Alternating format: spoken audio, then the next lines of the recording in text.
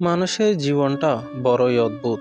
মুখে হাসি থাকে, কিন্তু ভিতরে জমে থাকে হাজারো কষ্ট। আমরা কত সহজে অন্যের কথার ওপর বিচার করে দিই। কেউ চুপ থাকলে বলি, এত চুপ কেন? কেউ একটু দূরে গেলে বলি, নিজেকে নিয়ে বেশি ভাব দেখায়।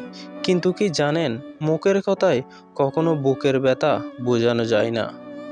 কারণ মানুষ তার গভীর কষ্টগুলো শব্দে প্রকাশ করতে পারে না। অনেক ব্যথা আছে যা চোখে দেখা যায় না, শুধু অনুভবে থাকে। কেউ সারাদিন হাসে, যেন পৃথিবীর সবচেয়ে সুখী মানুষ, কিন্তু রাতে চোখের জলে বালিশ ভিজে যায় তার অজান্তেই। কেউ সবার পাশে দাঁড়ায়, কিন্তু নিজের পাশে দাঁড়ানোর মতো কাউকে খুঁজে পায় না। তাই কাউকে তার কথায় বিচার করবেন না।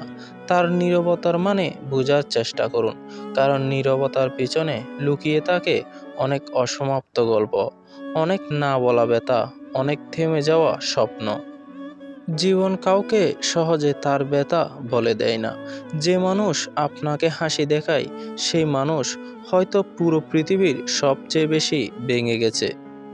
তাই যতবার পারেন কারো জন্য কিছু সময় বের করুন, একটু কথা বলুন, একটু পাশে দাঁড়ান। হয়তো আপনার এই ছোট্ট যত্নটাই তার ভেতরের অদৃশ্য ব্যথাকে একটু হালকা করে দেবে। মানুষের কথা নয়, তার অনুভূতি শুনতে শিখুন, কারণ মুখ অনেক কিছু লুকাতে পারে, কিন্তু বুকের ব্যথা কখনোই কথা বলতে পারে না।